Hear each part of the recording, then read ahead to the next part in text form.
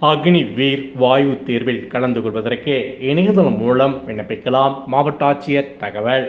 திண்டுக்கல் மாவட்ட செய்தி மக்கள் தொடர்பு அலுவலகத்தால் செவ்வாய்க்கிழமை பகல் 11:30 மணியளவில் வெளியிடப்பட்ட தகவலின்படி அக்னிவீர் வாயு இசைக்கலைஞர் தேர்விற்கு பெங்களூரில் அமைந்துள்ள 7வது ஏர்மேன் தேர்வு மையத்தில் இந்திய இராணுவத்தால் 3/7/2024 முதல் 12/7/2024 வரை ஆட்சேர்ப்பு முகாம் நடைபெறவுள்ளது.